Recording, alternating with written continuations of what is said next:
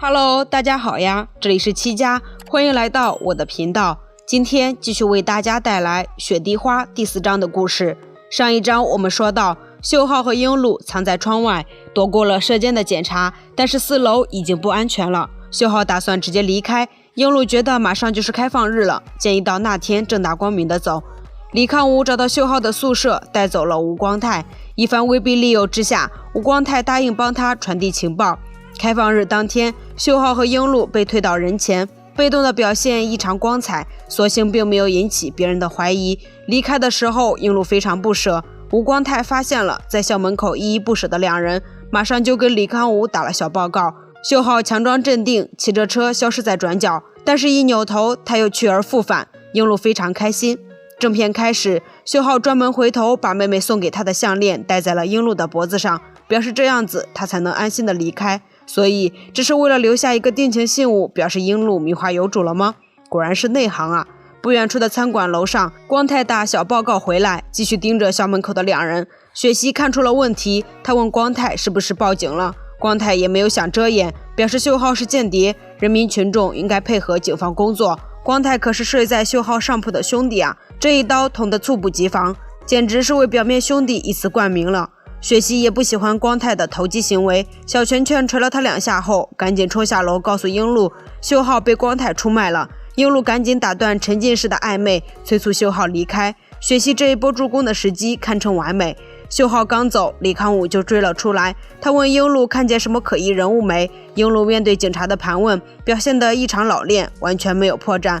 李康武连根毛都没发现，又是虚惊一场。然后李康武就把光泰带回去审问，问他是不是提供假情报了。光泰为了扭转在雪溪心中的负面形象，在李康武面前狂飙了一把演技，装出一副可怜兮兮的样子，表示自己第一次当地下工作者，心里有点小激动，一不小心就认错了人，以后一定看仔细了再报信儿。李康武并非什么善男信女，但他却忍住了冲动，没有大刑伺候。秀浩逃到安全的地方，看到了西装上樱露哥哥的名字，也许此时他想到了樱露是敌对方头目之一的女儿。学校里同学们都打趣樱露，看不出来啊，平日里闷声闷气的他找的搭档竟然那么帅，关键是手枪还打得那么好，双人舞也跳得很棒，樱露被动配合就行了。樱露看起来有些羞涩，他想起秀浩的帅脸，接的水都快溢出来了。突然芬玉一脸怨妇的表情站在樱露身边，表示有事要和他谈谈。想都不用想，肯定是说秀浩的事情。芬玉觉得樱露抢了自己喜欢的男人，话说这叫什么逻辑啊？人家是男女主自由恋爱，关他什么事儿啊？芬玉这个人设真是越来越惹人厌了。芬玉的虚荣心再次受到1万点的暴击伤害，他和207宿舍的集美们应该是彻底闹掰了。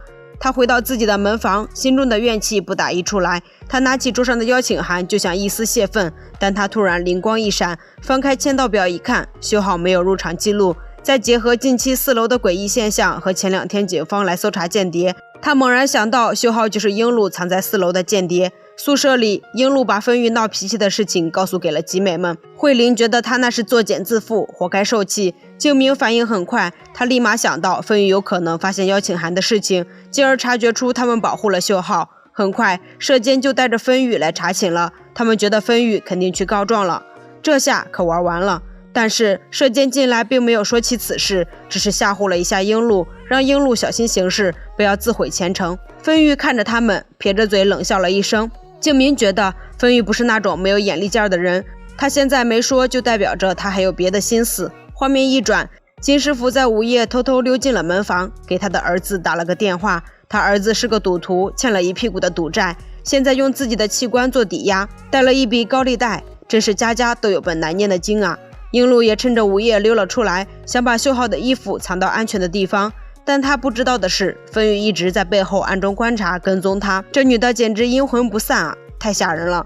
但是真正吓人的还是那位梦游的同学，他又在同一个地方背书时梦游，感觉像是被施了咒一样，2个人都被吓了一跳。樱露找到金师傅，让他帮忙保管一下这包衣服。金师傅答应得很爽快，不知道有没有什么小心思，但是把一切都尽收眼底的芬玉肯定是动起了歪脑筋。果不其然，隔天一早，芬玉就打电话给橘子，问举报残疾间谍的人能得到多少报酬。听到5000万这个数，芬玉激动得不能自已，好像自己终于可以摆脱穷苦出身一样。但是射监突然出现在他背后，直接按掉了电话，问他知道了什么。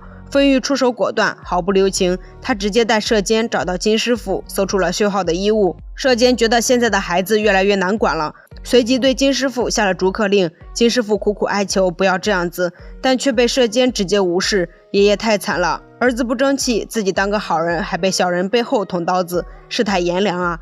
射监把丰玉叫到办公室，告诉他秀浩不是间谍，而是搞革命运动的学生，就算是他举报了英禄等人，也不可能拿到那些奖金，反而会受到连带的责任。射监一看都是干过大事的人，对这里的门道非常清楚。他还揭了丰玉的伤疤，提醒他不要忘记他姐姐也是闹过革命的女学生，他当时没跟着进监狱已经是万幸了。射监让他不要再想着搞事情，老老实实的待着，不然的话就卷铺盖走人。丰玉被吓得不敢呼吸，射监让他去把英禄等人都叫来。出去之后，丰玉喘了一大口气，抹去了眼角的泪水，眼神变得凶狠无比。女性角色的黑化之路就是这样展开的。英禄等人面对铁证也是无话可说，英禄跪下来求射监，表示愿意独自承担下所有责任。射监顺了他的意，让他明天直接离校，但是集美们的惩罚也没能免除，他们只剩下一次犯错的机会了。而且以后再也不许接校外电话。慧玲出来后直接门房找丰玉算账，两人先互喷了一波，然后直接上手揪头发，场面非常混乱。射监板着脸探出头来制止了他们的行为，丰玉被抓的形象全无，就像个疯婆子一样。英禄看了他一眼，也很是无奈，好像在说好好的一个姐姐怎么变成了这副德行呢？最近学校的新鲜事儿太多了，吃瓜群众都要撑死了。另一边，秀浩爸、南总长和殷部长一起吃饭，南北朝鲜的领导人秘密地做了一笔交易，又好像是双方家长见面定亲似的。南总长是证婚人，然后秀浩爸就逃单了。画面一转，三个贵妇加一个小三打麻将，但其实明面上是打牌，暗地里也是互相试探。宿舍里，英禄和集美们吃散伙饭，吃着吃着，三人就情不自禁地抱在一起哭了起来。英禄一个人来到教堂，他心里也很迷茫，不知道该如何是好。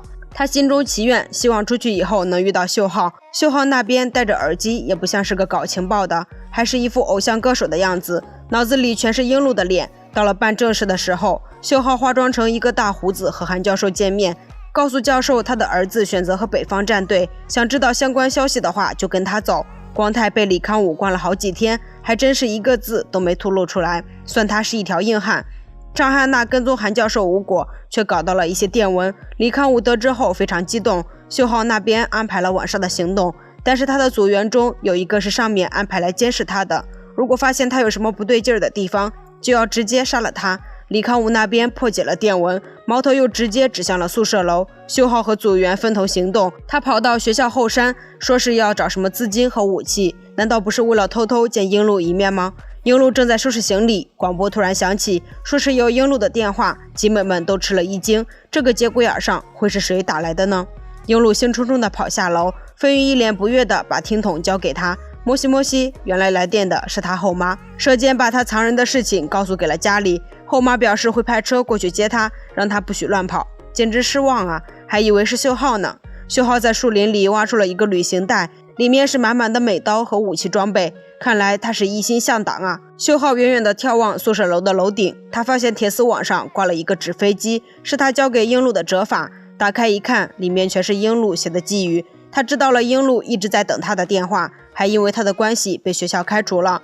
这时李康武和汉娜带队搜山，秀浩听到了对讲机的声音，金师傅的儿子不知为何也出现在这里，还缠上了秀浩，两人一起躲进了山神庙中，而这个地方正好是学校地下2层的秘密出口。秀浩和金师傅儿子不认识，在密道里打了起来，金师傅循声找了过来，但却被秀浩一把控制住。在山里扑了个空的李康武又转到学校里来，这次他直接找到了地下室，秀浩也藏在这里，两人随即动起手来。一番打斗下来，秀浩技高一筹，李康武被撂倒，但秀浩没有补刀，这个习惯可不好。秀浩持枪冲上了一层，吓得一帮学生妹惊恐万分。特种部队这时也冲了进来，秀浩只能继续往楼上跑，但是一转眼，他和英禄就撞了个正着。英禄发现他脸上有伤，欧巴这是又被盯上了。李康武和汉娜带着部队包围了秀浩，秀浩没了办法，一把拉住离他最近的英禄，挟持他做了人质。他让李康武带人退下，不然就杀了英禄。英禄红着眼看向秀浩，估计是心都碎了。这是救了一只白眼狼吗？随着砰的一声枪响，本章故事就到此为止了。下一章中，秀浩的援兵赶到，两边开始正式交火。最后，秀浩竟然控制了宿舍，把学生们都当成了人质。樱露灵魂发问，是不是救错人了？那么秀浩到底是好是坏呢？我们下章再揭晓吧。如果喜欢七家，那就请多多点赞和留言，并关注七家的频道，你的支持就是我最大的动力哦。我们下期见，拜拜。